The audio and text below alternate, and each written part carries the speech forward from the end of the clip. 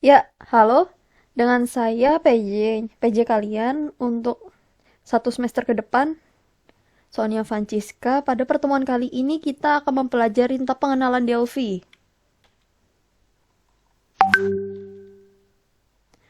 Pengertian Delphi. Delphi merupakan salah satu bahasa pemrograman visual yang dikembangkan oleh Anders Hejlsberg yang sekaligus pengembang Turbo Pascal.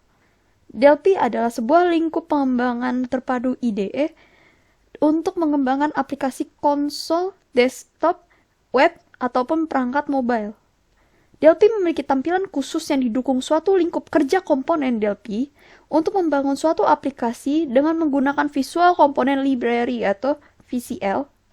Sebagian besar pengembang Delphi menuliskan dan mengkompilasi kode program dalam IDE, Integrated Development Environment. Nah, ini adalah perkembangan-perkembangan Delphi. Jadi Delphi itu dibuat pertama kali dan dikembangkan itu bolan Delphi pertama pada tahun 1995. Lalu kemudian mengalami perkembangan yaitu bolan Delphi kedua pada tahun 1996, bolan Delphi yang ketiga pada tahun 1997, bolan Delphi keempat tahun 1998, bolan Delphi kelima pada tahun 1999, dan KYLIX tahun 2001, yaitu bolan Delphi versi Linux. Kemudian dilanjutkan lagi perkembangannya, yaitu bolan Delphi 6 pada tahun 2002, bolan Delphi 7 pada tahun 2002, bolan Delphi 8 pada tahun 2003, bolan Delphi 2005 pada tahun pastinya 2005, bolan Delphi 2006 pada tahun 2006, dan bolan Delphi 2007. Nah, kita akan masuk ke dalam tipe data yang ada dalam Delphi. Yang pertama, integer, yaitu menyatakan bilangan atau angka. Jadi, integer itu adalah tipe data yang ada pada Delphi yang tidak desimal. Dapat kita lihat di sini. Tipe datanya ada short int, small int, long int, int 4, byte, word, dan kemudian long word. Lalu kemudian kita akan melihat jangkauan nilai dan formatnya. Lalu kemudian kita akan masuk ke tipe data real atau float, menyatakan himpunan, bilangan, atau angka. Nah, jadi kita bisa mengetahui bahwa di sini real dan float ini itu koma, bersifat koma. Makanya itu dia dibilang float. Nah, kita bisa lihat di situ ada tipe data, jangkauan nilai, signifikan digitnya, dan ukurannya. Lalu kemudian tipe data yang ketiga adalah boolean, yaitu menyatakan nilai benar atau salah. Kita bisa lihat di situ juga tetap aja sama kayak sebelumnya, yaitu ada tipe data, ada nilai, dan ukuran memorinya. Tipe data boolean itu dibagi jadi 4, yaitu boolean, byte bool, word bool, dan long bool. Yang nilainya pastinya true dan false. Ukuran memorinya, kalau boolean itu 1 byte, bit bool 1 byte, word bool 2 byte, dan long bool 4 byte. Lalu kemudian yang keempat adalah string. Tipe datanya adalah string, yaitu rangkaian beberapa karakter. Nah, string itu dibagi menjadi 3, yaitu short string, ANSI string, dan wide string. Yang panjang teksnya itu di mana short string 255 karakter, yang ANSI string ada min 2 pangkat 31 karakter, dan wide string adalah min 2 pangkat 30 karakter. Di mana ukuran memori di short string ini adalah 2 byte sampai dengan 256 byte. Yang ANSI string adalah 4 byte sampai dengan 2 GB. Wide string adalah 4 byte sampai dengan 2 GB. Pemakaian yaitu short stringnya itu compatible. ANSI string 8 byte ANSI karakter. Dan wide string adalah Unicode karakter. Nah, tipe data lainnya adalah tipe pointer, sebuah variabel menunjukkan sebuah alamat memori. Pointer dipakai untuk mengidentifikasikan jenis data yang disimpan pada alamat yang dikandungnya. Pointer menempati 4 byte memori. Tipe varian, tipe data yang menanyakan nilai yang bisa berubah saat runtime program. Varian dapat berisi semua tipe data. Varian menawarkan kompatibilitas yang tinggi namun membutuhkan memori yang besar. Lalu kemudian yang ketujuh adalah tipe data char, yaitu tipe data yang hanya terdiri dari 1 huruf saja atau 1 byte. Nah, sekian materi dari ini. Selanjutnya saya akan menjelaskan tentang LA kalian. Jadi pada CT kali ini kita akan membuat form biodata. Nah, di dalam form biodata itu kita pakai namanya nama, kelas, dan NPM. Nah, untuk kayak penulisan namanya kita menggunakan label yang ini.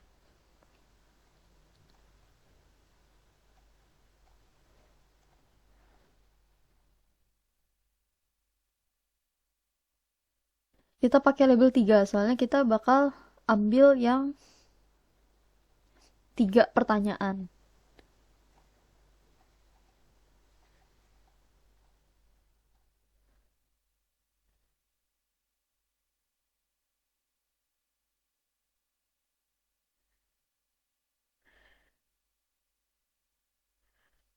Nah, habis itu kalau buat masukannya, kita pakai yang namanya text editor atau text edit. Nih,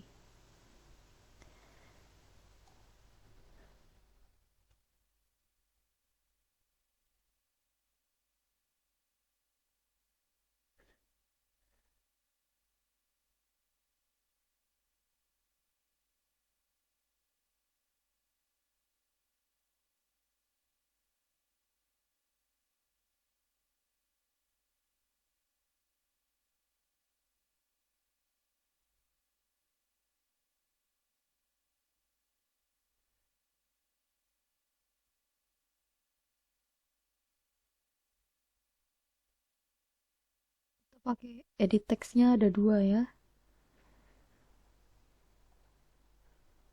Maksudnya saya kita pakai edit text ini buat 3 pertanyaan.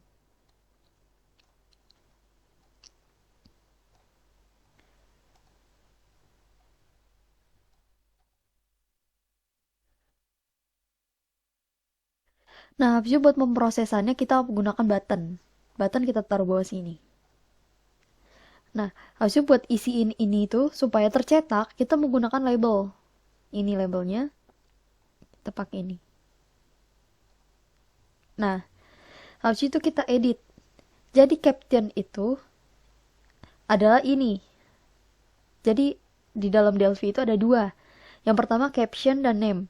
Kalau name itu buat kalau seandainya kita mau manggil. Kalau caption itu yang akan ditampilkan di layar. Contoh nih, label 4 saya nggak mau isi. Nah, tapi di name-nya ini, tuh, masih label 4. Habis itu button satu ini, button satu saya ganti jadi proses. Nah, habis itu label 3 ini saya ganti jadi NPM.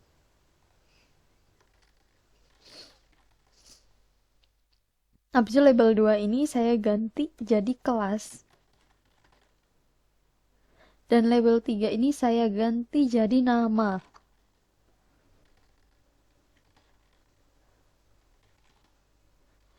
Nah, edit satu ini gara-gara kita mau isi, otomatis kita hapus isinya.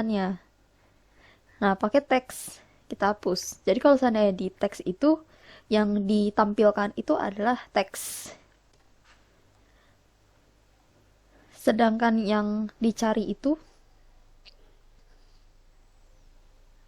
yang akan ditampilkan atau enggak yang akan dipanggil itu adalah ini, name. Masih name. Nah, teksnya itu kita hapus-hapusin soalnya kita mau isi soalnya. Nah, habis itu buat pemrogramannya kita pencet ini proses klik 2 kali. Nah, ini. Jadi dalam pemrograman Delphi kita itu harus mendeklarasikan dulu variabel-variabel yang akan digunakan. Yang pertama itu kita akan mendeklarasikan variabel yaitu pertama var npm string. Jadi kita akan mendeklarasikan variabel dengan tipe data string. Lalu kemudian kita akan masuk ke dalam program yang digunakan untuk mendeklarasikan atau mengambil data yang ada dalam edit text satu itu. Jadi yang pertama kita nama pertama edit satu. Soalnya kan tadi namanya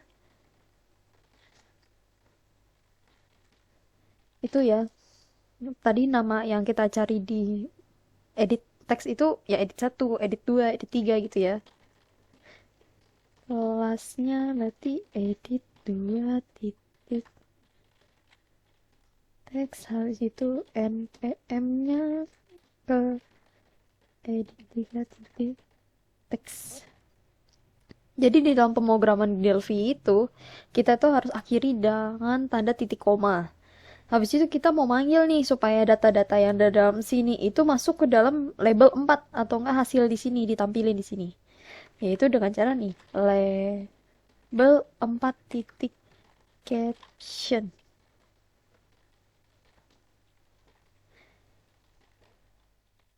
Nah, kita pakai nama saya. Nah, habis kita masukin deh nih nama. Habis itu kelas saya, kelas. Habis itu npm saya, npm. Nah, begini. Nanti kalau seandainya ini udah, nanti kamu tutup ini. Nah, kan di sini nih. Habis itu kamu pencet run di sini. Nah, ini udah jalan nih proses aplikasi atau programnya. Contohnya ya, saya masukin nama saya. Sonia Francisca di kelas 2 IA16. NPM-nya saya 5142024. Nah, masuk pakai proses. Nah, akan ditampilkan di sini. Nah, jadi untuk LA-nya kalian, ini bagian output, ini bagian input atau listing. Ini juga ya. Ini juga kalian screenshot yang ini.